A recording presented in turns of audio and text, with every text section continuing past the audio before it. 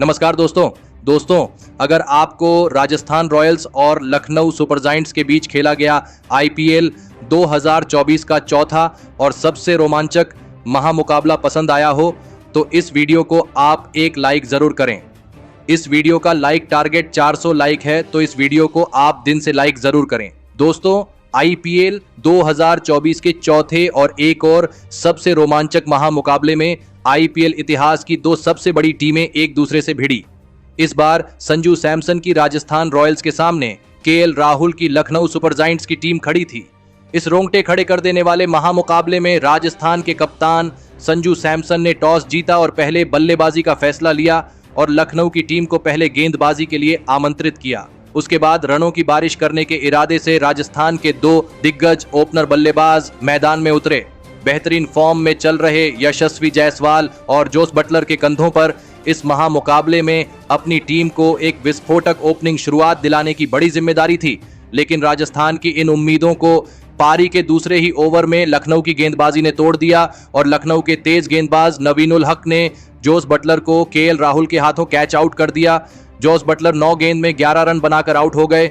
Jos Buttler के जल्दी out हो जाने के बाद अब राजस्थान की टीम की तरफ से उनके कप्तान संजू सैमसन मैदान में उतरे और फिर यहां से संजू सैमसन और यशस्वी जायसवाल ने राजस्थान की पारी को संभाला और विस्फोटक अंदाज से बल्लेबाजी करके दिखाई। यशस्वी जायसवाल इस मुकाबले में भी धमाकेदार बल्लेबाजी कर रहे थे। यशस्वी जायसवाल और कप्तान संजू सैमसन ने मिलकर अपनी टीम को 49 रनों पर पहुंचा दिया था, लेकिन तभी गेंदबाजी पर आए मोहसिन खान ने सेट हो चुके यशस्वी जायसवाल को कृणाल पांड्या के हाथों कैच आउट कर दिया। यशस्वी जायसवाल 12 गेंदों में 24 रन बनाकर आउट हो गए। लखनऊ की गेंदबाजी को राजस्थान के एक बेहतरीन फॉर्म में चल रहे बल्लेबाज का विकेट एक महत्वपूर्ण मौके पर मिल चुका था। अब विकेट गिरने के बाद रियान पराग बल्लेबाजी करने मैदान में उतरे और फिर यहां से सेट हो चुके राजस्थान के कप्तान संजू सैमसन और रियान पराग ने राजस्थान की पारी को संभाला और फिर एक बार एक शानदार साझेदारी बनाना शुरू कर दिया। अब राजस्थान के कप्तान संजू सैमसन मैदान में पूरी तरह सेट हो चुके थे, तो वही बल्लेबाजी के लिए आए रियान पराग ने भी आते ही एक शानदार छक्का लगा दिया था। संजू सैमसन और रियान पराग की इस लाजवाब बल्लेबाजी ने अब लखनऊ की गेंदबाजी पर दबाव और भी ज्यादा बढ़ा दिया था। पारी का 9वां ओवर डालने आए यश ठाकुर की इस ओवर में रियान पराग और संजू सैमसन ने मिलकर 3 छक्के लगा दिए थे और इस ओवर में 21 रन बना दिए। देखते ही देखते दोनों की 50 रनों की अर्धशतकीय साझेदारी भी पूरी हो गई। दोनों की इस साझेदारी ने अब राजस्थान की टीम को एक मजबूत स्थिति में पहुंचा दिया था और फिर इसी बीच लाजवाब बल्लेबाजी कर रहे कप्तान संजू सैमसन ने अपना शानदार अर्धशतक इस मुकाबले में पूरा कर लिया। संजू सैमसन और रियान पराग ने मिलकर अपनी टीम के लिए 93 रनों की एक गजब की साझेदारी बना ली थी, लेकिन फिर गेंदबाजी पर आए नवीन उल हक ने सेट हो चुके रियान पराग को दीपक हुड्डा के हाथों कैच आउट कर दिया। रियान पराग 29 गेंद में 43 रन बनाकर आउट हो गए। राजस्थान की इस शानदार साझेदारी को नवीन उल हक ने एक महत्वपूर्ण मौके पर तोड़ दिया था, लेकिन अभी भी संजू सैमसन का खतरा लखनऊ की गेंदबाजी के सामने खड़ा था। अब मैदान पर सिमरन हिटमायर बल्लेबाजी करने उतरे थे। अब सिमरन हिटमायर से राजस्थान की टीम को एक बड़ी और विस्फोटक पारी की उम्मीद थी, लेकिन तभी सिमरन हिटमायर को भी रवि बिश्नोई ने केएल राहुल के हाथों कैच आउट कर दिया। सिमरन हिटमायर 7 गेंद में बस 5 रन बनाकर आउट हो गए। अब राजस्थान की टीम दबाव में थी। एक विशाल साझेदारी के बाद राजस्थान के 2 बड़े विकेट अब गिर चुके थे।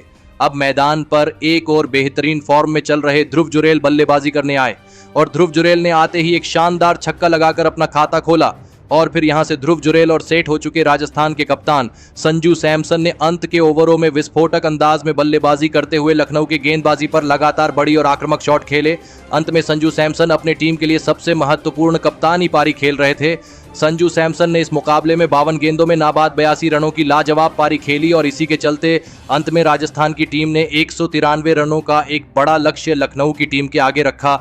उसके बाद राजस्थान से मिले 194 रनों के विशाल लक्ष्य का पीछा करने लखनऊ के 2 दिग्गज ओपनर बल्लेबाज मैदान में उतरे।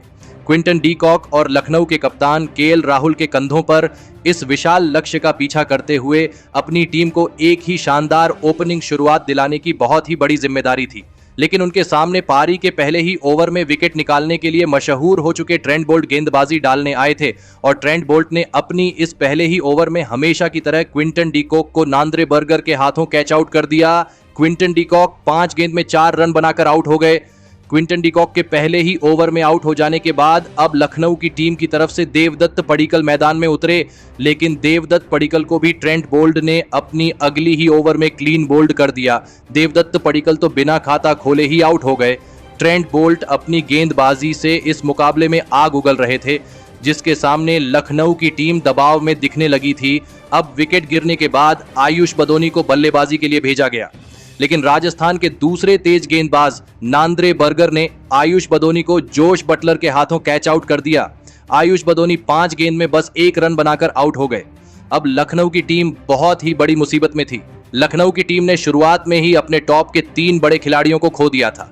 अब मैदान पर दीपक हुड्डा बल्लेबाजी करने उतरे थे और फिर यहां से दीपक हुड्डा के साथ मिलकर कप्तान के एल राहुल ने लखनऊ की पारी को आगे बढ़ाया और बड़े शॉट खेलना शुरू कर दिया। दीपक हुड्डा ने आते ही एक शानदार छक्का लगा दिया था, तो वही कप्तान केएल राहुल भी बेहतरीन फॉर्म में नजर आ रहे थे। दोनों की ये साझेदारी अब धीरे धीरे लखनऊ की टीम को मुसीबत से बाहर निकल रही थी।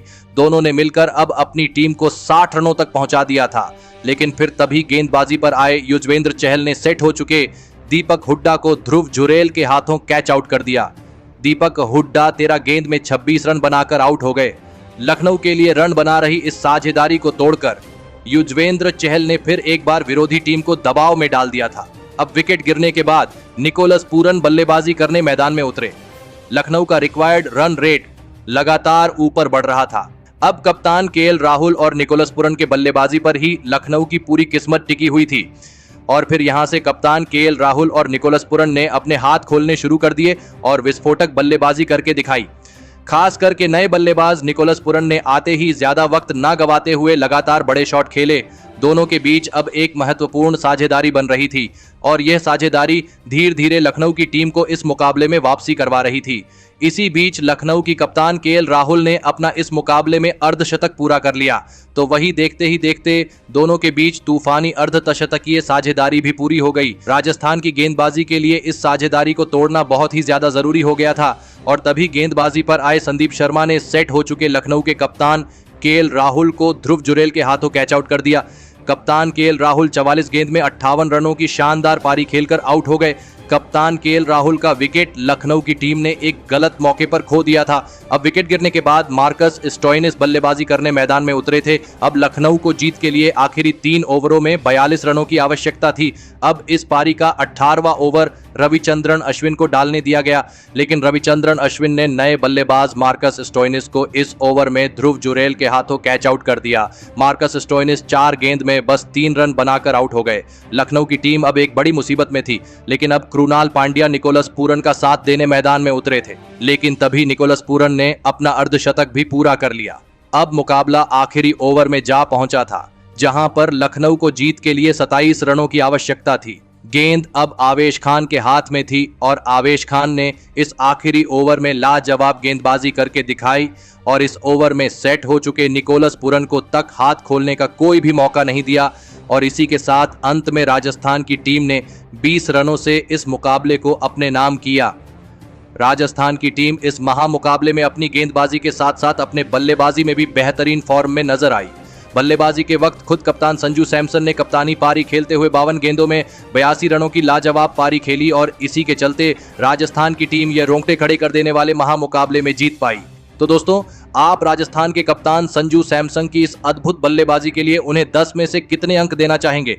आप अपनी राय नीचे कमेंट में देना बिल्कुल भी ना भूलें। धन्यवाद।